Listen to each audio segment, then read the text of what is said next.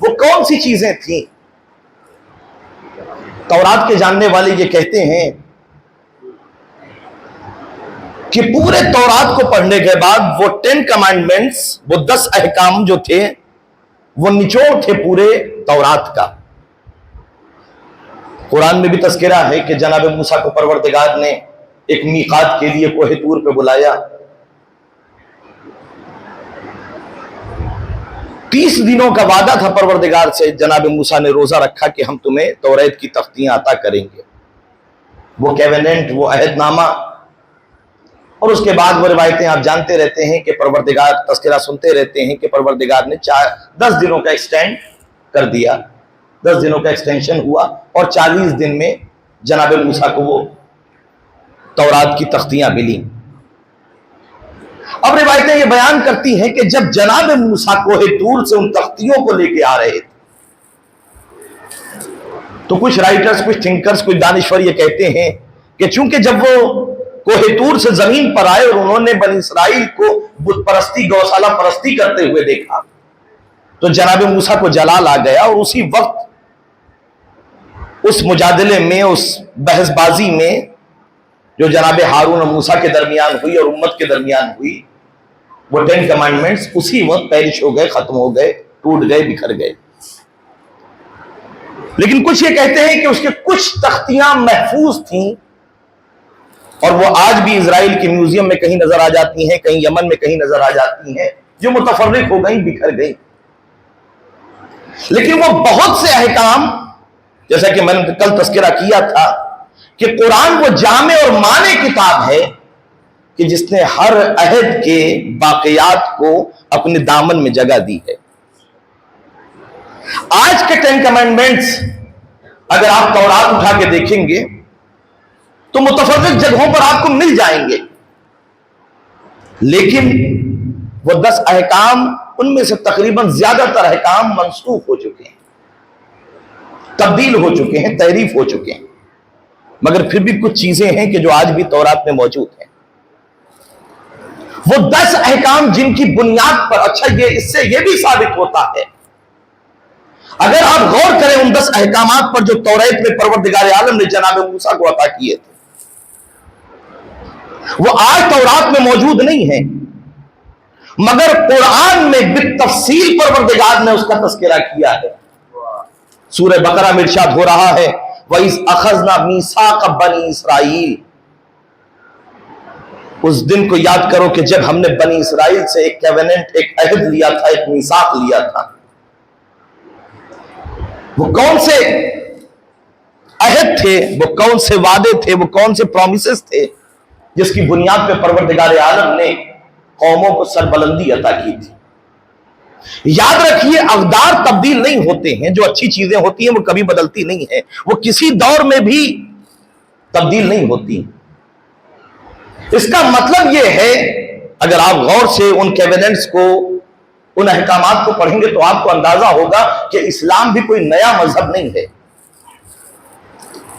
آج جو یہ کہا جاتا ہے، مجھے نہیں معلوم، نہ جانے کن جاہلوں نے ڈیبیٹ میں جا کے یہ اعلان کر دیا کہ اسلام 1400 سال پرانا مذہب ہے، اسلام 1400 سال پرانا مذہب ہے، اور جس کی وجہ سے کچھ لوگوں کو یہ کہنے کا موقع ملا کہ صاحب ان کا مذہب تو بالکل نیا ہے، 1400 سال پرانا ہے، ہمارا مذہب تو بڑا پرانا ہے۔ ہزاروں سالوں نہ جانے کتنے قرن اور عہد کی باتیں ہوتی ہیں کہ اتنا پرانا ہے۔ ان عقل کے اندھوں سے کبھی سوال کیجئے کہ اگر اسلام 1400 سال پرانا ہے تو پھر آدم کیا لے کے آئے تھے، نوح کیا لے کے آئے تھے، ابراہیم کیا لے کے آئے تھے، موسیٰ کیا لے کے آئے تھے؟ اسلام ایک سلسلہ ہے جو آدم سے چلا اور خاتم پہ ختم ہوا۔ اسلام کوئی نیا مذہب نہیں ہے، شریعتیں بدلی ہیں، قانون زندگی وہی ہے جو آدم سے چلے تھے۔ آدم سے چل کے نوح تک آئے، جیسے جیسے ضرورتیں بڑھتی گئیں، شریعت کی ضرورت بڑھتی گئی۔ کوئی مثال کے طور پر کہوں، جب آدم تھے تو کسی قانون کی ضرورت نہیں تھی، قانون فطرت ہی کافی تھا۔ چونکہ جب آبادیاں بڑھتی ہیں، پاپولیشن بڑھتی ہے، تو ضرورت ہوتی ہے کہ کوئی قانون فارم کیا جائے،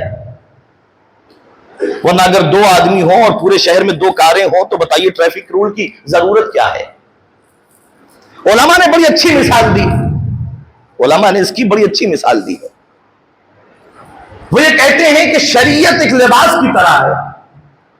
مثال کے طور پر بچہ پیدا ہوتا ہے، جب بچہ چھوٹا ہوتا ہے تو اسے لباس کی ضرورت تو ہوتی ہے، لیکن کسی ٹیلر کی ضرورت نہیں ہوتی کہ آپ بہترین سے بہترین کپڑا لائیے اور اسے ناپیے اور ناپنے کے بعد اس کا کپڑا سلوائیے. کہ کوئی بھی کپڑا لے کے اسے لپیٹ دیجیے، کیونکہ آہستہ آہستہ زندگی آگے بڑھ رہی ہے، عمر ایسے سے بڑھے گی، جسم بڑھتا چلا جائے گا. تو پہلے کسی خاص لباس کی ضرورت نہیں ہوتی.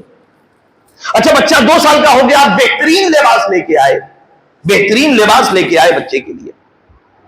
کچھ دنوں کے بعد وہ لباس چھوٹا ہو جائے گا، بیکار ہو جائے گا. تو کیا کپڑے میں خرابی تھی؟ کیا صاحب کپڑے میں خرابی نہیں تھی، بچے کا قد اونچا ہو گیا، کپڑے میں کوئی خرابی نہیں تھی. اچھا پھر تھوڑے دنوں کے بعد بچہ 5-6 سال کا ہو گیا، آپ بہترین کپڑا لے کے آئے تھے اور آ کے آپ نے بچے کو پہنایا. پھر وہی ہوا، آپ کپڑا سلنے والے کو کوسیے، کپڑا بنانے والے کو کوسیے کہ کتنا بیکار کپڑا دیا تھا، بتائیے چھوٹا ہو گیا. ہر عقل مند کہے گا کپڑا نہیں چھوٹا ہوا ہے، بچے کا قد بڑھا. تو جیسے جیسے ضرورتیں بڑھتی جاتی ہیں، ایک منزل وہ آ جاتی ہے جہاں آپ کپڑا چھوٹا نہیں ہوتا، اب کپڑا پھٹتا ہے. اس لیے کہ انسانیت کا قد اس معیار پہ آ چکا کہ جہاں اب کپڑے نہیں چھوٹے ہوں گے. بڑی توجہ کیجیے گا. تو آدم کے زمانے میں اسلام کا بچپنا تھا، نوح کے زمانے میں قد انسانی تھوڑا بلند ہوا، لہذا شریعت کی ضرورت پڑی. بڑی توجہ کیجیے گا. ابراہیم تک آتے آتے قد انسانی اور بلند ہو گیا، لہذا اب شریعت میں کوئی کمی نہیں تھی مگر تبدیلی کی ضرورت تھی. اور انسان کا قد رسول کے زمانے تک آتے آتے اس معیار تک پہنچ چکا تھا کہ جہاں اب شریعت میں کوئی کمی نہیں ہوگی، لہذا ایسی شریعت بھیجی جو قیامت تک چلنے والی ہے. تو یہ جتنے بھی پیغمبر آئے، جتنے بھی انبیاء آئے، وہ سب اسلام کا کلمہ لے کے آئے تھے، وہ اللہ کا پیغام لے کے آئے تھے. چاہے جتنی بھی کتابیں، جتنے بھی صحیفے نازل ہوئے، چاہے وہ نیو ٹیسٹامنٹ ہو یا اولڈ ٹیسٹامنٹ ہو، اس کے علاوہ جتنی بھی کتابیں ہوں، آپ ان کا مطالعہ کریں گے تو آپ کو اندازہ ہوگا سب کا پیغام وہی تھا. تو سب سے پہلا جو عہد پروردگار عالم نے بنی اسرائیل سے لیا، وہ قرآن میں اس کی پوری شرح موجود ہے، ایک پوری تفصیل موجود ہے. وہ 10 احکامات جو قرآن میں، حالانکہ پروردگار عالم نے، میں نے کل عرض کیا تھا کہ ایز اے انسان پروردگار عالم نے انسان کو وہ شرف اور کرم عطا کیا تھا. انسانیت کے طور پر پروردگار نے انسان کو فضیلت عطا کی تھی، عظمت عطا کی تھی، کرم عطا کیا تھا. اور اس کے بعد کچھ قوموں کو سلیکٹ کیا، منتخب کیا، اور منتخب کرنے کے بعد کہا ہم نے تمہیں فضیلت عطا کی. یاد رکھیے گا اقدار وہی ہیں جو آدم سے چلے تھے اور خاتم تک آئے. پہلا کیبنٹ کیا ہے؟ وَإِذْ أَخَذْنَا مِيثَاقَ بَنِي إِسْرَائِيلَ. توریت میں بھی اس میں تحریف نہیں ہوئی ہے، توریت میں بھی، اولڈ ٹیسٹامنٹ میں بھی آج یہی جملہ ہے کہ you shall never worship any God except me. تم میرے علاوہ کسی اور خدا کی پرستش نہیں کرو گے. اللہ تعبدوا الا اللہ، یہ کون سا کمال ہے کہ جس کی بنیاد پہ پروردگار کہہ رہا ہے پہلا عہد. اگر فضیلتیں چاہتے ہو، اگر کمالات چاہتے ہو، اگر منقبت چاہتے ہو، اگر کمالات چاہتے ہو، اگر بلندیاں چاہتے ہو، اللہ تعبدوا الا اللہ، عبودیت، عبادت اللہ کے علاوہ کسی اور کی نہیں. اور یہ صرف اور صرف اسلام میں نہیں ہے کہ اللہ کے علاوہ کسی اور کی عبادت نہیں ہوگی. کرسچینٹی کا بھی یہی پیغام تھا، جناب عیسیٰ کا بھی یہی پیغام تھا، موسیٰ کا بھی یہی پیغام تھا، ابراہیم کا بھی یہ پیغام تھا. انشاءاللہ پھر کبھی کریکٹ کروں گا. عبودیت وہ کون سی چیز ہے کہ جو انسان کو کمال عطا کرتی ہے؟ عبودیت کمال عطا کرتی ہے. سارٹر اور ہائیڈگر، یہ 2 بہت بڑے فلسفر ہیں 21ویں صدی کے. انہوں نے ایک پیغام دیا تھا، انہوں نے ایک فلسفہ دیا تھا کہ چونکہ انسان آزاد پیدا ہوا ہے، انسان آزاد پیدا ہوا ہے، لہذا کسی دھرم، کسی ریلیجن، کسی مذہب، کسی قانون کو اسے قید کرنے کا حق حاصل نہیں ہے. کسی مذہب کو یہ حق حاصل نہیں ہے کہ وہ انسان کی آزادی پہ ڈاکہ ڈالے، اس لیے کہ انسان آزاد پیدا ہوا ہے. بڑی توجہ کیجیے گا، بڑا اچھا فلسفہ ہے. اسلام بھی یہی پیغام دیتا ہے کہ تم آزاد ہو، کسی کی غلامی نہیں کرنا. بڑی توجہ کیجیے گا. اسلام نے بھی یہی کہا کہ تم آزاد ہو. سارٹر اور ہائیڈگر یہ کہتے ہیں کہ چونکہ پروردگار عالم نے انسان کو آزاد پیدا کیا ہے, تم آزاد ہو, کوئی کلچر, کوئی تہذیب, کوئی مذہب, کوئی قانون تمہیں قید نہیں کر سکتا. اور یہ آزادی کا تصور آج آپ یہ دیکھیے, آج کے جوان یہ کہتے ہیں کہ صاحب ہم آزاد ہیں, کہیں سے ہمارے اوپر پابندیاں نہیں لگنا چاہیے, ہم جو چاہیں کریں, جو چاہیں سوچیں. حالانکہ ٹھیک ہے, آپ اتنے ترقی یافتہ دور میں بھی آپ اپنے آپ کو آزاد کہہ رہے ہیں, لیکن یاد رکھیے اقتصاد میں آپ غلام ہیں, فکر میں آپ غلام ہیں, سوچ میں آپ غلام ہیں, استعمال کی غلامی آپ کی رگوں پہ میں ڈوبی ہوئی ہے. آج جو ہم اپنے آپ کو آزاد کہہ رہے ہیں, کیا ہمارے پاس ایجوکیشن سسٹم ہے؟ کیا ہمارے پاس اقتصاد کا اپنا نظام ہے؟ کیا ہمارے پاس بینکنگ کا اپنا الگ نظام ہے؟ ہم دوسروں سے لے رہے ہیں, ہم آزاد نہیں ہیں. تو جب آزاد نہیں ہے تو یہ آزادی کیسی؟ کمال تو یہ ہے نا کہ جب آپ کی خود کی تحقیق ہو, آپ کا خود کا نظام ہو, آپ کا خود کا سسٹم ہو. آپ کبھی اقتصاد کے آگے جھکے جا رہے ہیں, کبھی استعمار کے آگے جھکے جا رہے ہیں, ہم غلامی کر رہے ہیں مگر آزاد ہیں. اسلام نے بھی یہی فلسفہ دیا کہ تم آزاد ہو, مگر فرق ہے. دنیا نے کہا, فلسفہ نے کہا کہ تم آزاد ہو, مگر اسلام نے کہا تم آزاد پیدا کیے گئے ہو. بڑی توجہ کیجیے گا, نہیں پہنچ رہی ہے میری بات. تم آزاد پیدا کیے گئے ہو. معصوم نے ارشاد فرمایا, یہ حدیث رسول سے بھی ہے, مولا کائنات سے بھی ہے, امام چہارم سے بھی ہے, کہ فلا تکن عبدا لغیرک, دیکھو کسی اور کے غلام نہ بن جانا. فقد خلقک اللہ حرا, اللہ نے تمہیں آزاد پیدا کیا ہے, کسی کے غلام نہیں بننا. اس لیے فقد خلقک اللہ حرا, اللہ نے تمہیں آزاد پیدا کیا ہے. تو آزادی کا تصور اسلام نے بھی دیا, آزادی کا تصور فلسفہ نے بھی دیا, مگر فرق اتنا ہے کہ انہوں نے کہا کہ تم آزاد ہو, اسلام نے کہا تم آزاد پیدا کیے گئے ہو. فرق کیا ہے جملے میں؟ اگر تم آزاد ہو تو پھر کسی کی غلامی نہیں کرو گے. بڑی توجہ کیجیے گا. یعنی لیکن ظاہری طور پر تم کسی کے آگے جھکنے کے لیے تیار نہیں ہوگے, مگر استعمال کے بھی غلام ہوگے, اقتصاد کے بھی غلام ہوگے, ایجوکیشن سسٹم کے بھی غلام ہوگے, پیسوں میں بھی غلام. کبھی دولت کے آگے سر جھکا رہے ہو, کبھی رفعت کے آگے سر جھکا رہے ہو, کبھی سیاست کے آگے جھکا رہے ہو. لیکن یاد رکھو, اگر اس کے بندے ہوگے, اللہ نے تمہیں آزاد پیدا کیا ہے, تو اگر آزاد پیدا کیا ہے تو کم سے کم پیدا کرنے والے کا حق تو تسلیم کرنا پڑے گا.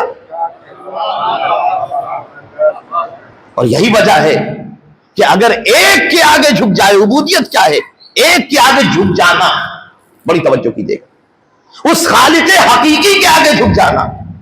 شاید اسی لیے کہا تھا علامہ اقبال نے کہ وہ ایک سجدہ جسے تو گراں سمجھتا ہے, ہزار سجدوں سے دیتا ہے آدمی کو نجات.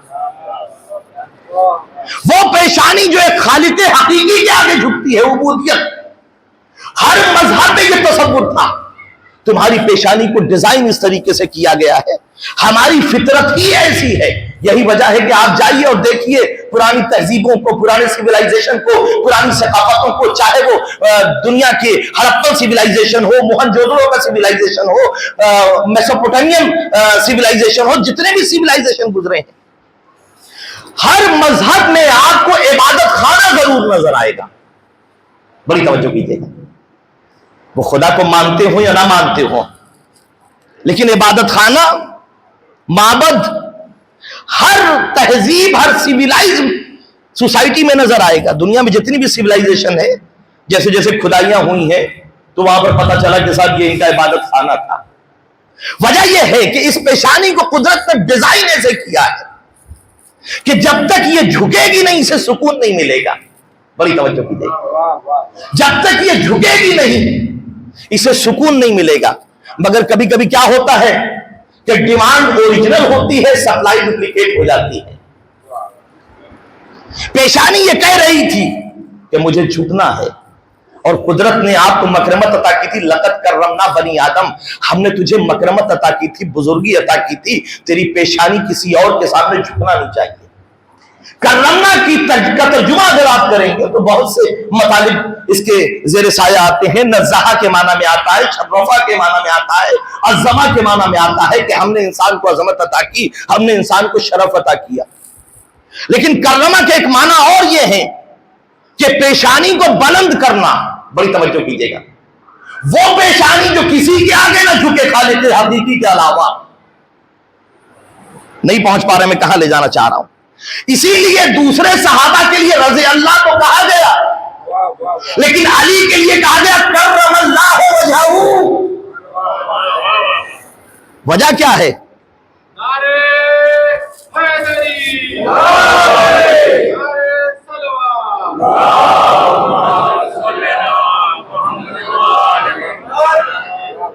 عالم اسلام میں سب کے لیے رضی اللہ کہا گیا، مگر علی کے لیے کرم اللہ وجہہ کہا گیا. یہ کرمہ کا لفظ سمجھیے گا.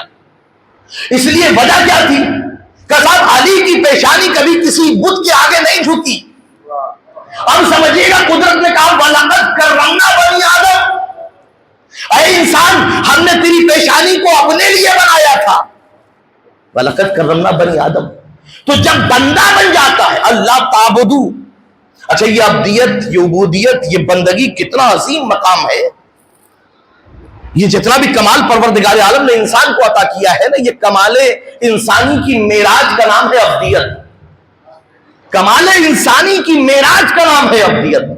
اور یہی وجہ ہے، آپ دیکھیے قرآن میں پروردگار عالم نے جتنے بھی انبیاء کا تذکرہ کیا ہے نا، انہوں نے اپنی نبوت کا تذکرہ پہلے نہیں کیا، رسالت کا تذکرہ پہلے نہیں کیا، عبدیت کا تذکرہ. رسول نے اپنے القاب تشہد میں نہیں گنائے. اشہدو عبدہ و رسولہ کہا، بڑی توجہ کیجیے گا. پہلے عبدیت کا تذکرہ کہا ہے، اشہدو ان لا الہ الا اللہ وحدہ لا شریک لہ واشہدو ان محمدا عبدہ و رسولہ. پہلے عبدیت کا تذکرہ، پھر رسالت کا تذکرہ. بڑی توجہ کیجیے گا. عبدیت انسان کو کمال معراج تک پہنچاتی ہے. یہ عبدیت تھی. رسالت زمین پر رہ گئی، عبدیت مقام کعبہ قوسین تک پہنچ گئی. سبحان الذی اسریٰ بعبدہ لیلا من المسجد الحرام الی المسجد الاقصی. عبودیت اس کمال کا نام ہے، اس معراج کا نام ہے جو انسان کو بلندیوں تک پہنچاتی. جناب عیسیٰ غوث مادر میں کیا کہہ رہے ہیں؟ نبوت کا تذکرہ بعد میں کر رہے ہیں، عبدیت کا تذکرہ پہلے کر رہے ہیں. انی عبداللہ آتانی الکتاب وجعلنی نبیا. اللہ نے مجھے کتاب عطا کی ہے، مجھے نبی بنایا ہے، میں اللہ کا بندہ ہوں. یعنی اللہ کا بندہ پہلے ہے. عبدیت اٹھا کے قرآن پہ دیکھیے، بہت سی جگہ پر آپ کو انبیاء کے تذکرے مل جائیں گے. ذکر و رحمت ربک عبدہ زکریا، جناب زکریا کو بندہ کہا.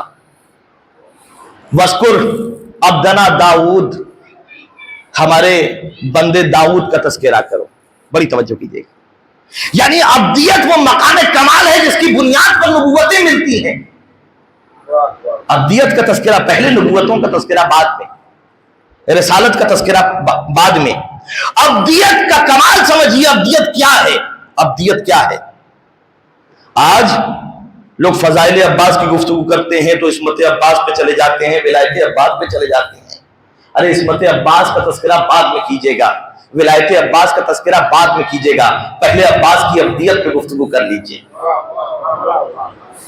جسے ایک معصوم عصمت کی دھلی ہوئی زبان السلام علیکم یا عبد الصالح کہہ رہی ہے.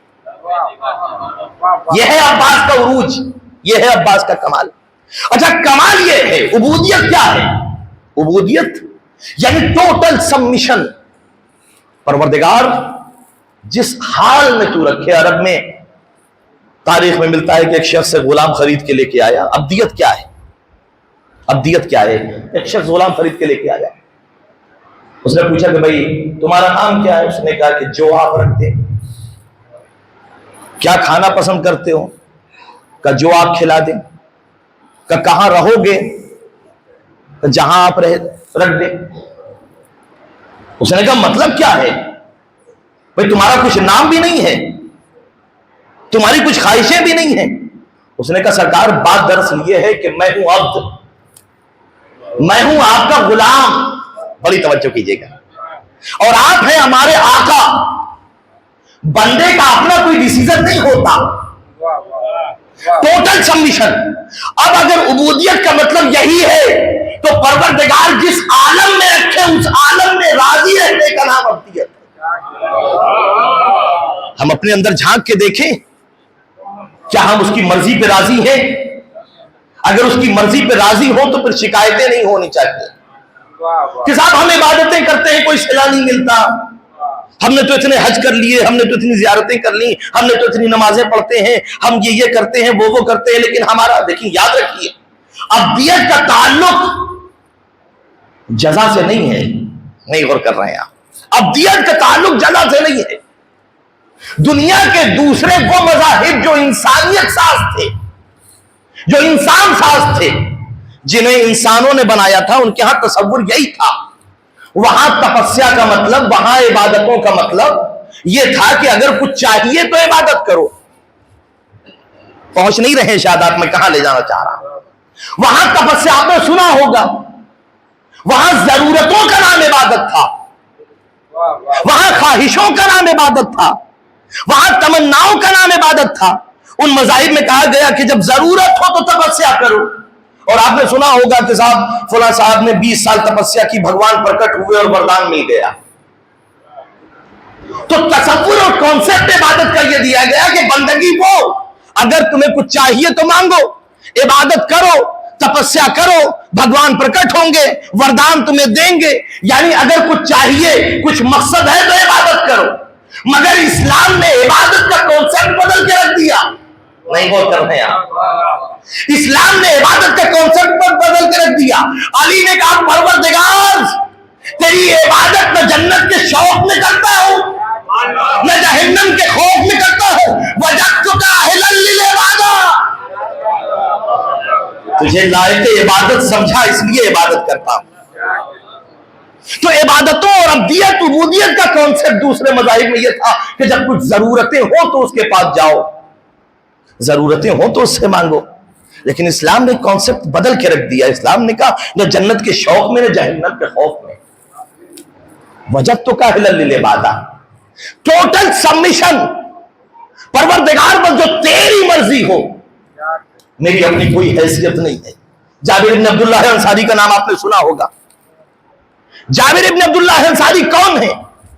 بڑے عظیم صحابی ہیں، رسول کے صحابی جابر بن عبداللہ انصاری، مولا کائنات کی صحابیت کا شرف ہے، امام حسن کی صحابیت کا شرف حاصل ہے، امام حسین کی صحابیت کا شرف حاصل ہے، امام زین العابدین کا زمانہ بھی جابر نے دیکھا ہے، اور تاریخ لکھتی ہے کہ امام محمد باقر کا بھی زمانہ جابر نے تھوڑا سا دیکھا ہے۔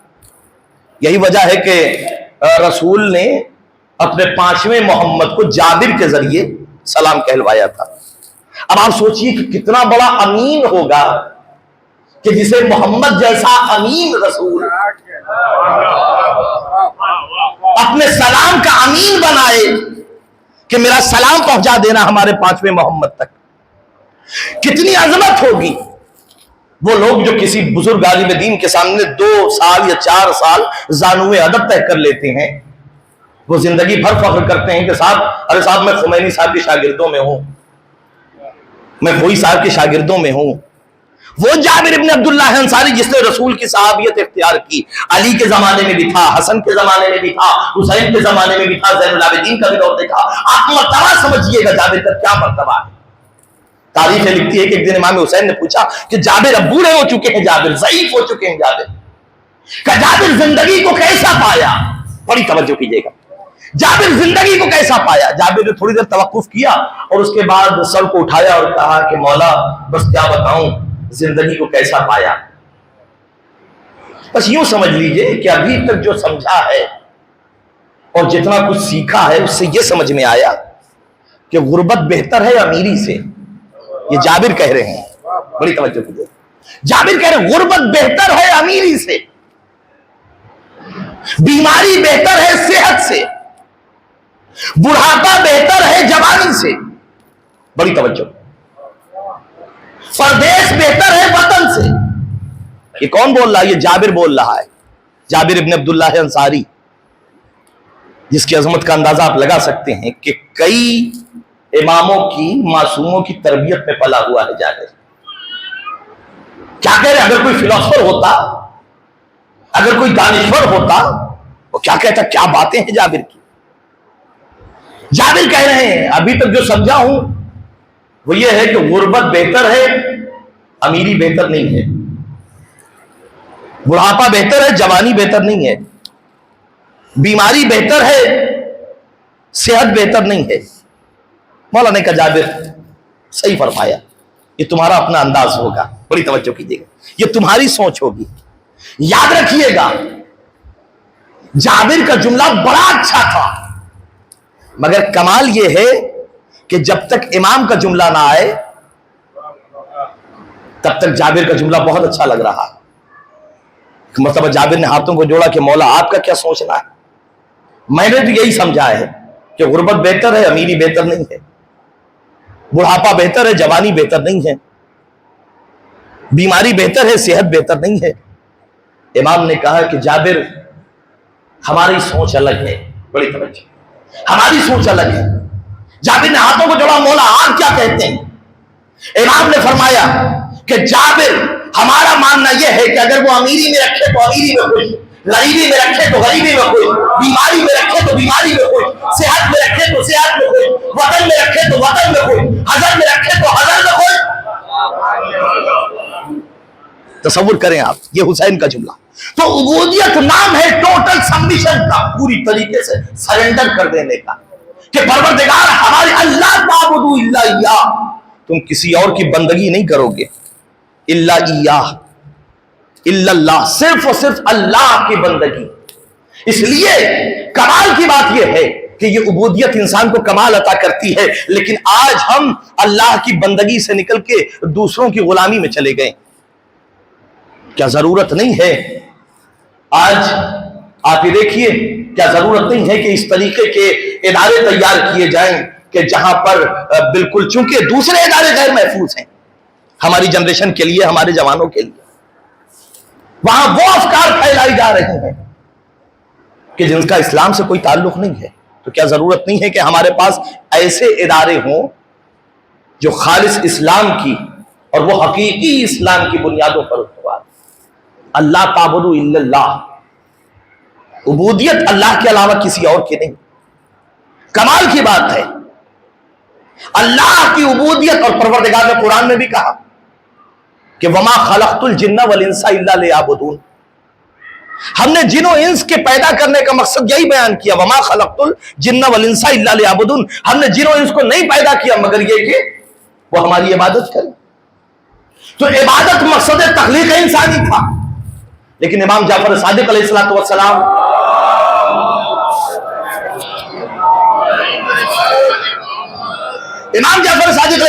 امام حسین سے روایت فرماتے ہیں کہ اس آیت کی تفسیر میں امام نے فرمایا کہ ما خلق اللہ العباد الا لیعرفوہ، کہ پروردگار عالم نے انسانوں کو نہیں پیدا کیا مگر یہ کہ اس کی معرفت حاصل کریں۔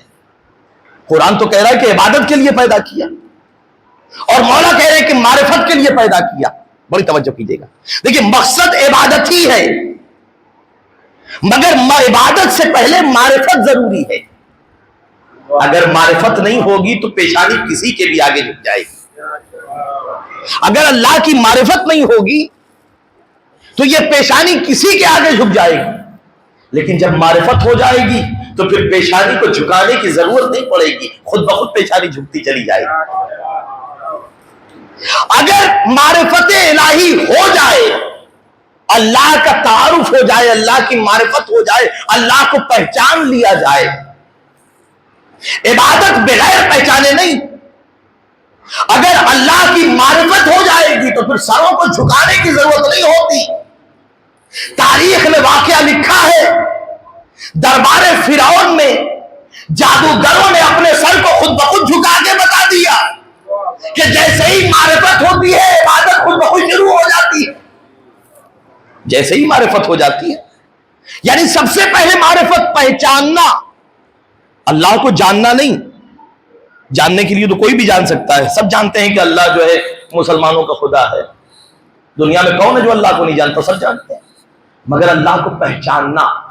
اچھا کمال ہے، اسی لیے پروردگار عالم نے اپنے آپ کو جنوانے کے لیے، اپنے پہچانوانے کے لیے بھیجا تھا، اپنے بارے میں بتانے کے لیے نہیں بھیجا تھا۔ اللہ کو منوانے کے لیے نہیں آئے تھے، یہ اللہ کو پہچانوانے کے لیے آئے تھے۔ اللہ کو پہچاننا کیا کہا پروردگار نے؟ कुन्तु कंज़म मख्फिया, मैं एक छुपा हुआ खजाना था, मैं एक छुपा हुआ खजाना था। फ़अहबब्तु अन उरफ़, मैंने चाहा कि मैं पहचाना जाऊं। फ़ख़लक़तुल ख़ल्क़ लिकय उरफ़, मैंने कुछ मखलूक़ात को पैदा किया ताकि वो हमें पहचानवाएं। बड़ी तवज्जो कीजिए। अच्छा, कमाल यह है कि जो पहचानवाने आ रहे हैं उन्हें भी ऐसा होना चाहिए जो मजहर ज़ात सिफ़ात इलाही हो, जो मजहर सिफ़ात इलाही हो। इसलिए कि नुमाइंदा अपने इमाम का तर्जुमान होता है। नुमाइंदे को देख के पहचाना जाता है कि किसका नुमाइंदा है, नुमाइंदे की हैसियत देख के अंदाजा होता है। इसलिए कि नुमाइंदा जितना मुकद्दस होगा, इमाम भी उतना मुकद्दस होगा। बड़ी तवज्जो कीजिए। यही वजह है कि मौलाए कायनात ने जाहिरी खिलाफत मिलने के बाद सबसे पहला जो काम किया है, और इसी बुनियाद पर मौलाए कायनात पर ये इल्जामात लगाए गए कि मौलाए कायनात को सियासत नहीं आती थी, क्योंकि सियासत के कुछ उसूल होते हैं।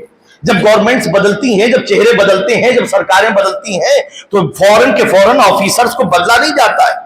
अच्छा, मुअत्तल भी नहीं किया जाता है, मंसूख भी नहीं किया जाता है, ट्रांसफर किए जाते हैं आहिस्ता आहिस्ता, कुछ दिन माहौल समझने के बाद। इसलिए कि अगर फौरन के फौरन उन्हें सस्पेंड कर दिया जाए, फौरन के फौरन उन्हें माजूल कर दिया जाए, तो हुकूमत का निजाम टूट जाएगा। ये सियासत के उसूल होते हैं। लेकिन अली ने आने के बाद सबसे पहला जो काम करना शुरू किया वो गवर्नरों को माजूल करना शुरू किया। मैं कहूंगा ये अली बात क्या है, क्या वो पिछले वालों के नुमाइंदे थे, उनका मिजाज उनकी तरह था? नहीं गौर कर रहे हैं आप, उनका मिजाज उनकी तरह था। हम वो नुमाइंदे भेजेंगे जो हमारी तर्जुमानी करें। अली ने अपने किरदार से बता दिया कि नुमाइंदा वो होगा जिसका किरदार इमाम जैसा हो। अब समझिएगा मरजइयत का मकसद क्या है। इन्हें देखने के बाद, जिन्हें देखने के बाद इमाम समझ में आए कि जब नुमाइंदा ऐसा है तो इमाम कैसा होगा। जब नुमाइंदा इतना मुत्तकी है, जब नुमाइंदा इतना रूहानी है, तो फिर इमाम कैसा होगा। तो पहचानवाने के लिए भेजा। फ़अहबब्तु अन उरफ़ फ़ख़लक़तुल ख़ल्क़ लिकय उरफ़, मैंने पहचानवाने के लिए भेजा। इन्हें पहचानवाना था, अल्लाह को पहचानवाना, इसलिए कि अल्लाह के बारे में बताना नहीं था, अल्लाह को पहचानवाना था। जब इंसान पहचानने लगेगा तो पेशानी खुद ब खुद झुकने लगेगी, पेशानी खुद ब खुद झुकने लगेगी कि किसी को बताने की जरूरत नहीं है। अल्लाह की हकीकी मारिफत हो जाए तो फिर औलाद को आपको नमाज के लिए उठाना नहीं पड़ेगा, वक्त मगरिब याद नहीं दिलाना पड़ेगा, वक्त सुबह उठाना नहीं पड़ेगा। हकीकी मारिफत अल्लाह की करा दे। और यही वजह है हमारे सबसे बड़ी परेशानी यह है कि मारिफत नहीं है, किसी चीज की मारिफत नहीं है। ना हमारे पास इमाम की मारिफत है, न रसूल की मारिफत है। क्या मारिफत हमारे पास है? नहीं है। अगर मारिफत हो जाए, मौला ने बड़ा अच्छा जुमला कहा है। इमाम फरमाते, मासूम फरमाते हैं कि लो अलिमन नास हो महासिना कलामिना, अगर लोग हमारे कलाम की कदर कीमत को समझ जाएं, पहचान लें। फुज़ैल एक सहाबी हैं इमाम के, इमाम मोहम्मद तकी अलैहिस्सलाम और इमाम जाफर सादिक अलैहिस्सलाम से ही रवायत।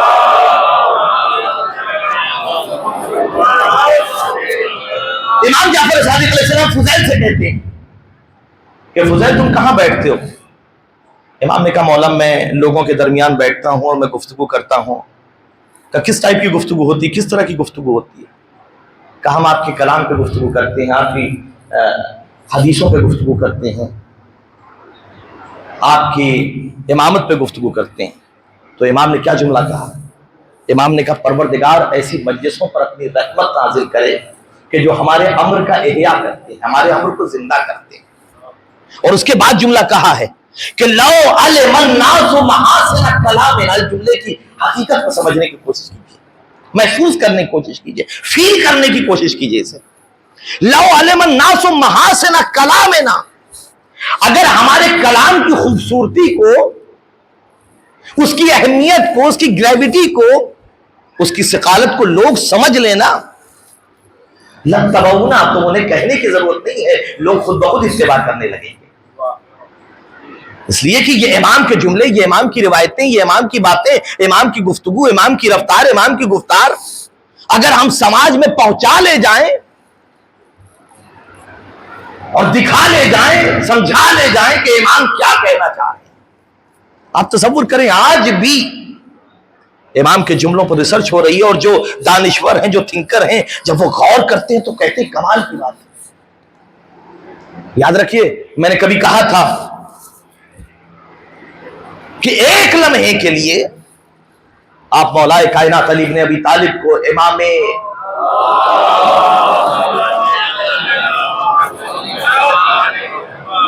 ایک لمحے کے لیے تصور کر لیجئے کہ ہم ان تمام فضیلتوں سے، جو ڈیوائن فضیلتیں، جو اللہ کی طرف سے فضیلتیں، ان کو ہٹا دیجئے. آپ ہم علی کو امام اول نہیں مانتے، مثال دے رہا ہوں. عالم علم لدنی نہیں مانتے، وارث قرآن نہیں مانتے. وہ سارے علم جو پروردگار عالم نے علی کو عطا کیا ہم وہ تسلیم نہیں کرتے. ایسے انسان، ایک انسان کی حیثیت سے اگر علی کی زندگی کو پڑھیں، علی کے کلام کو پڑھیں، علی کی گفتار کو پڑھیں، علی کی رفتار کو پڑھیں، علی کے جملوں پہ غور کریں، تو دعویٰ کر سکتے ہیں کہ 2023 میں نہ کائنات میں کوئی اتنا بڑا فلاسفر پیدا ہوا ہے جو علی جیسا، نہ کوئی کائنات میں اتنا بڑا سائنٹسٹ پیدا ہے جو علی جیسا ہو، نہ اتنا بڑا کوئی سوشلسٹ پیدا ہوا جو علی جیسا ہو، نہ اتنا بڑا کوئی ادیب ہے جو علی جیسا ہو. آج کی دنیا میں وہ تمام کمالات ہٹا کے آپ علی کے ایک جملے کو دیکھیے. جارج ڈیلڈیک اپنی کتاب the voice of human justice میں لکھتا ہے، وہ یہ کہتا ہے کہ جس وقت انسان کے دل میں یہ تصور پیدا ہوا کچھ دنوں پہلے کہ ایک صاحب حقوق انسانی ہونا چاہیے، رائٹس ہیومن کمیشن ہونا چاہیے، ہیومن رائٹس ہونا چاہیے، وہ یہ کہتا ہے، حالانکہ اسلام بہت پہلے ہیومن رائٹس کی بات کر چکا تھا. امام سجاد کی ایک پوری کتاب ہے رسالت الحقوق، آپ اسے اٹھا کے پڑھیے، جس کے بارے میں یہ ہے کہ جب وہ یورپ اور امریکہ کے پادریوں کو وہ کتاب دی گئی رسالت الحقوق کہ آپ اسے پڑھیے، تو انہوں نے پڑھنے کے بعد کہا کہ مجھے بہت زیادہ سمجھ میں تو نہیں آیا، لیکن اتنا سمجھ میں آیا کہ یہ کسی انسان کا کلام نہیں ہے بلکہ یہ سیدھے اللہ کا کلام. جو رائٹس ہیں، جو حقوق ہیں، تو اسلام نے انسانیت کے حقوق پہلے بیان کر دیے تھے. جارج ڈیک کہتا ہے کہ ایک ہیومن رائٹس کمیشن تیار ہونے کے لیے ایک یہ ہوا کہ صاحب ڈرافٹ تیار ہوگا اور دنیا کے 1000 لوگوں کو، بڑے بڑے جو دانشور اور تھنکر تھے، ان کو بلایا گیا کہ آپ صاحب ایک ایک پیراگراف لے کے آئیے اور ہم اسے پھر ریفائن کریں گے اور دیکھیں گے، اور دیکھنے کے بعد ایک ہیومن رائٹس کمیشن کا ایک میثاق، ایک عہد تیار ہوگا کہ انسانوں کے حقوق کیا کیا. وہ یہ کہتا ہے 1000 دانشور اور تھنکر اپنے اپنے کلام لے کے آئے، اپنی اپنی گفتگو لے کے آئے. وہاں کسی نے علی کا ایک جملہ پیش کر دیا، بڑی توجہ کیجیے گا، ایک جملہ. جارج ڈیک کہتا ہے کہ علی کا ایک جملہ، وہ جملہ کیا تھا؟ وہ جملہ یہ تھا کہ if somebody is starving in any part of the world, that's mean his share has been taken by another one. کہ اگر دنیا میں کوئی بھی بھوک مری کا شکار ہو رہا ہے تو اس کا مطلب یہ ہے کہ اس کا حق دوسرے نے غصب کر لیا ہے. علی کا ایک جملہ کہ اگر دنیا کے کسی کونے میں، کسی پارٹ آف دا ورلڈ میں کوئی انسان بھوک مری کا شکار ہے تو اس کا مطلب یہ ہے کہ اس کا حق کسی اور نے غصب کر لیا ہے. یہ علی کا جملہ ہے. ملے گا کوئی ایسا سوشلسٹ ہے کائنات میں، کوئی ایسا دانشور؟ اور علی کا ایک جملہ اور سناؤں آپ کو، ہے کائنات میں کوئی ایسا دانشور اور تھنکر؟ لو علم الناس محاسن کلامنا لاتبعونا. لوگ اگر ہمارے کلام کی حقیقت کو سمجھ لیں، ہمارے کلام کی حقیقت کو سمجھ لیں، لاتبعونا، تو ہمارا اتباع خود بخود کرنے لگیں گے. مولا فرماتے ہیں بھئی اسلام میں قانون ہے نا، چور کے ہاتھ کاٹ دیے جاتے ہیں، چور کے ہاتھ کاٹ دیے جاتے ہیں، انگلیاں کاٹ دی جاتی ہیں، ہمارے ہاں انگلیاں کاٹ دی جاتی ہیں. مولا کا جملہ سنیے گا. مولا نے کہا ہے کہ اگر کسی ملک میں کوئی انسان روٹی کی چوری کر رہا، اگر کسی ملک میں کوئی انسان روٹی کی چوری کر رہا ہو تو چور کے نہیں، بادشاہ کے ہاتھ کاٹے جائیں گے، بادشاہ کے ہاتھ کاٹے جائیں گے. یعنی اسلام ایک ایکول ڈسٹریبیوشن کا نام ہے جہاں رزق اور ضروریات زندگی برابر مہیا. لو علم الناس محاسن کلامنا، تو اللہ کو بتانے کے لیے نہیں، یہ پہچنوانے کے لیے آئے تھے. اللہ کو پہچنوانا تھا بتانا نہیں تھا. پہچاننے کے بعد عبادتیں خود بخود ہو جائیں گی, کہنے کی ضرورت نہیں پڑے گی. اس لیے پیدا کیا تاکہ اس کی معرفت حاصل کرے. جب معرفت حاصل کرے گا تو دوسروں کی عبادت سے خود بخود مستغنی ہو جائے گا. استغنو ہو بمعرفت ہی بعبادت من سوا, کہ اگر اللہ کی معرفت آ جائے تو دوسرے کی بندگی پھر نہیں کرے گا. یاد رکھیے, جاننے والے میدان چھوڑ کے بھاگ جاتے ہیں, مگر پہچاننے والے چراغ گل ہونے کے بعد بھی نہیں جاتے. یہ ہے فرق. جاننے والے جنہیں پتا ہو معرفت نہ ہو وہ میدان چھوڑ کے چلے جاتے ہیں, مگر جنہوں نے پہچان لیا اللہ کی عبادت, اللہ کی معرفت, اللہ کو جو پہچان لیا. اور یہی وجہ ہے کہ امام نے کہا تھا, امام حسین نے کہا تھا کہ پروردگار جس نے تجھے پا لیا اس نے کھویا کیا, اور جس نے تجھے کھو دیا اس نے پایا کیا. یعنی کربلا ابدیت کا عظیم پیغام ہے. اللہ تعبدوا الا ایاہ, اللہ تعبدوا الا اللہ, اللہ کے علاوہ کسی اور کے آگے سر جھکانے کا نام نہیں ہے. کربلا حسین دولتوں کے لیے جاتے, سلطنتوں کے لیے جاتے تو حسین سر جھکا دیتے, مگر یہ حسین کا ہاتھ, حسین نے قیامت تک آنے والی نسلوں کے لیے بتا دیا. ابدیت کا وہ کمال ہے حسین کا ہاتھ. حسین کہہ رہے ہیں ان نمسلی لا یباجو مثلا, یہ نہیں کہا کہ حسین یزید کی بیعت نہیں کر سکتا, ورنہ یہ ہوتا کہ کچھ شخصیتیں تھیں, شخصیتوں کا جھگڑا تھا, معاذ اللہ ایگو کا جھگڑا تھا. ان مثلی لا یبایو مثلا, قیامت تک آنے والی آزاد نسلوں کو یہ پیغام دے دیا کہ میرے جیسا یزید جیسے کی بیعت نہیں کر سکتا. یزید جیسے کی, قیامت تک آنے والی نسلوں کو یہ پیغام دے دیا. زمانہ کوئی بھی ہو, دور کوئی بھی ہو, عصر کوئی بھی ہو, قرن کوئی بھی ہو, جو میرا چاہنے والا ہوگا, جسے حقیقی معرفت اللہ کی حاصل ہوگی, وہ کبھی بھی باطل کے آگے سر نہیں جھکائے گا. حسین نے سب کچھ قربان کر دیا. آپ تصور کریں کہ حسین نے کربلا میں جو قربانیاں دی ہیں, ہمارے گھر سے اگر ایک جنازہ اٹھ جائے نا, لیکن ہائے حسین کی معرفت راضیتم مرضیہ. اس عالم میں عبودیت کیا ہے؟ آئے میرے بندے, اے نفس مطمئنہ, یا ایھا النفس المطمئنہ ارجعی الی ربک راضیۃ مرضیہ. اے نفس مطمئنہ پلٹ چل اپنے رب کی طرف, اس عالم میں کہ تیرا رب تجھ سے راضی, تو اس سے راضی. حقیقی عبودیت کا مرحلہ حسین نے کربلا میں دکھایا. پروردگار سب کچھ قربان تیری راہ. علی اکبر جیسا جوان, سینے پہ برچھی کا پھل, حسین برداشت کر لے گا. علی اصغر کے گلے پہ تیر سے شعبہ, حسین برداشت کر لے گا. حسین کے پائے سباق میں کہیں خم نہیں آیا ہے, کہیں تزلزل نہیں آیا ہے, کہیں لغزش نہیں آئی ہے, کائنات لرز رہی ہے, مگر میرے سلام, لاکھوں سلام حسین کے پائے سباق پر کہ حسین کا قدم کہیں تک بگایا نہیں. اور باب اعظم آیت اللہ دربندی کہتے ہیں کہ یہ وہ وعدہ تھا کہ جو پروردگار عالم نے روز میثاق انبیاء سے لیا تھا, اوصیاء سے لیا تھا. آیت اللہ دربندی کہتے ہیں کہ روز میثاق پروردگار عالم نے تمام انبیاء کو جمع کیا, اور جمع کرنے کے بعد کہا تھا کہ آدم ہم تمہیں دین اسلام دے کے بھیجیں گے, نوح تمہیں دین دے کے بھیجیں گے, ابراہیم تمہیں دین دے کے بھیجیں گے, اور یہ سلسلہ آ کے سرکار ختمی مرتبت رسول خاتم پر ختم ہو جائے گا. اور اس کے بعد پروردگار نے کہا تھا میرے رسول تمام انبیاء اپنی زندگی میں وہ نہ کر پائیں گے جو تو 23 سالہ زندگی میں کر دکھائے گا, لیکن میرے حبیب تیرے بعد ایک شخص پیدا ہوگا جو تیرے دین کو مٹا رہا ہوگا, اس کا نام یزید ہوگا. پروردگار میرے دین کو بچائے گا. تو پروردگار پوچھ رہا رسول تیرے دین کو بچائے گا؟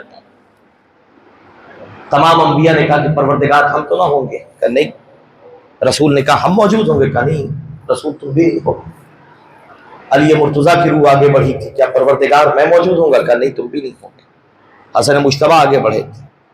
مرتبہ حسین نے کہا تھا نانا کہہ دیجئے میں آپ کے دین کو بچاؤں. آیت اللہ دربندی کہتے ہیں حسین نے کہہ دیا نانا میں آپ کے دین کو بچاؤں گا. ایک مرتبہ رسول نے سوال کیا حسین آسان نہیں ہوگا, حسین آسان نہیں ہوگا. جوان بیٹے کے سینے پہ برچھی کا پھل لگے گا. حسین نے کہہ دیا نانا منظور. بھتیجے کے لاش کے ٹکڑے لانا ہوں گے. حسین نے کہہ دیا نانا منظور. عباس جیسے بھائی کے بازو قلم ہو جائیں گے. حسین نے کہہ دیا نانا منظور. علی اصغر کے گلے میں تیر سے شعبہ لگے گا. حسین نے کہہ دیا نانا منظور. آیت اللہ دربندی کہتے ہیں وہ رسول کہتے جاتے ہیں حسین آسان نہیں ہوگا, حسین بڑے مرحلوں سے گزرنا پڑے گا. حسین کہتے جاتے ہیں نانا منظور نانا منظور. آیت اللہ دربندی کہتے ہیں عجیب سوال کر دیا رسول نے. حسین زینب کے سر سے چادر چھن جائے. حسین زینب کے سر سے چادر چھن جائے. آقا دربندی کہتے ہیں حسین نے کوئی جواب نہیں دیا. دوبارہ رسول نے پوچھا حسین میرے دین کو بچاؤ گے نہیں؟ کوئی جواب نہیں آیا. آقا دربندی کہتے ہیں جب تیسری مرتبہ رسول نے پوچھا تھا حسین میرے دین کو کون بچائے گا؟ ایک مرتبہ آقا دربندی کہتے ہیں بیوی کی آواز آئی بھیا کہہ دو نانا یہ بھی منظور. بھیا کہہ دو نانا یہ بھی منظور. اور باب رضا آپ نے کبھی سوچا زینب کا کلیجہ, زینب کو ام المصائب کہتے ہیں, بنت المصائب نہیں کہتے. حالانکہ قصیدہ وہ مرثیہ آپ کو یاد ہوگا جو شہزادی نے پڑھا تھا سبت علیہ مصائب لو انہا سبت علیہ بسن لیالیا. بابا آپ کے بعد اتنی مصیبتیں پڑی ہیں نا, لیکن شہزادی کو ام المصائب نہیں کہتے ہیں. زینب کا نام ام المصائب, مصائبوں کی ماں. ارباب صاحب زینب حسین نے اپنی قربانیاں پیش کر دی. اب امتحان زینب کا ہے. عصر عاشور کے بعد زینب کبھی عباس بنی کبھی حسین بنی ہے. شام غریبہ میں ایک ٹوٹا ہوا نیزہ لے کے زینب عجیب حوصلے کو اس حوصلے کے ساتھ کھڑی. ام کلثوم گھبرانا نہیں.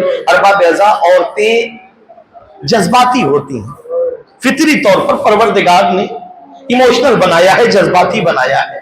اگر گھر میں کوئی تکلیف ہو جائے نا تو باپ بیٹی کو سینے سے لگا کے کہتا ہے میری بیٹی میری پارے جگر گھبرانا نہیں باپ زندہ ہے.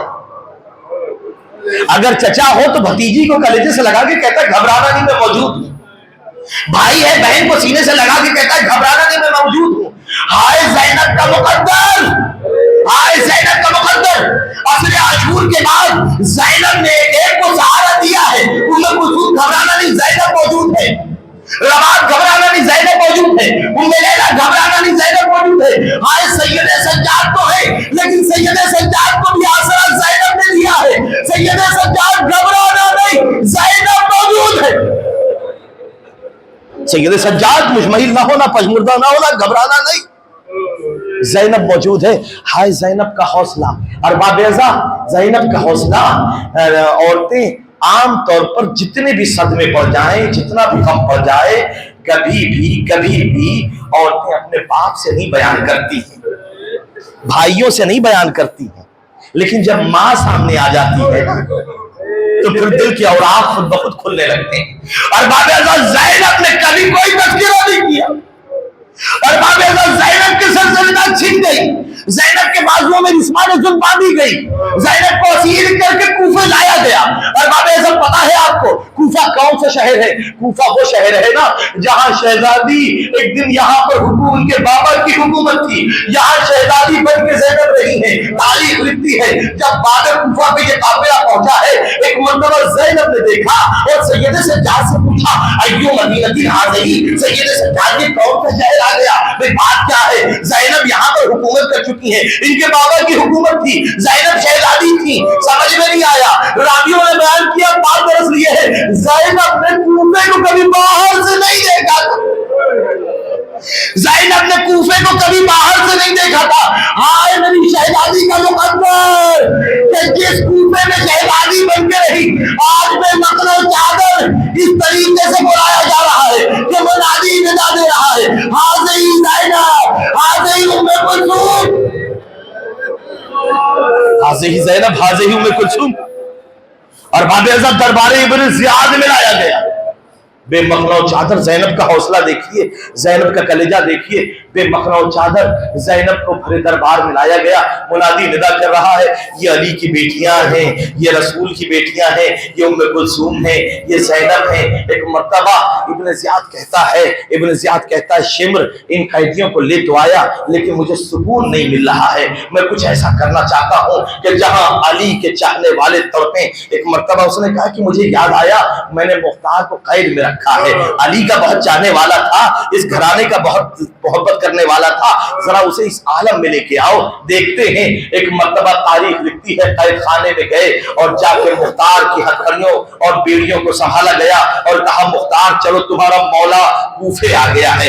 تاریخ لکھتی ہے کہ مرتبہ مختار کو دربار ابن زیاد میں لایا گیا، زندان کے اندھیروں کی وجہ سے مختار کی آنکھیں کھل نہیں پا رہی ہیں۔ مختار آئے، آنے کے بعد جب روشنی میں آئے، ہاتھوں میں ہتھکڑیاں ہیں، پاؤں میں بیڑیاں ہیں، گلے میں خاتم ہے۔ ایک مرتبہ ابن زیاد کے سامنے کھڑے ہوئے ہیں، ابن زیاد کہتا ہے مختار آنکھیں کھولو تمہارا مولا کوفے میں آ گیا ہے۔ جیسے ہی حسین کا نام سنا ایک مرتبہ مختار کو جلال آ گیا، مختار نے آنکھیں کھولی اور کہا خاموش، اے نجس ابن نجس، اے ابن زیاد خاموش ہو جا، میرے مولا کا نام اپنے دہن سے نہ لے۔ تجھے معلوم ہے اگر میرا مولا کوفے آیا ہوتا نا تو سب سے پہلے مجھے آزاد کرتا۔ ایک مرتبہ اس نے حکم دیا حسین کے کٹے ہوئے سر کو لایا جائے، حسین کے سر بریدہ کو لایا جائے۔ ایک مرتبہ جب حسین کا سر دیکھا مختار نے تڑپ گیا کہ یہ میرا مولا ہے۔ ایک مرتبہ عجیب انداز سے پلٹ کے دیکھا، سید سجاد کے ہاتھوں میں ہتھکڑیاں، پاؤں میں بیڑیاں، گلے میں خاتم پاؤں۔ مختار نے ایک انگڑائی لی مختار نے، زنجیریں ٹوٹی، بیڑیاں ٹوٹی اور ایک شقی کی تلوار مختار نے کھینچی اور کھینچنے کے بعد ابن زیاد پہ حملہ کرنا چاہتا تھا۔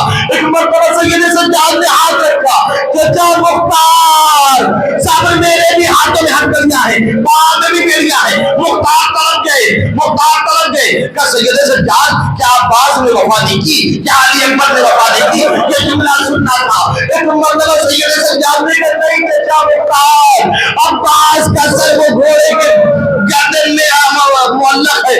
سید سجاد بیان کرنے علی اکبر کا سر وہ نوکے نیزہ پر ہے، کربلا میں پورا کنبہ اجڑ گیا۔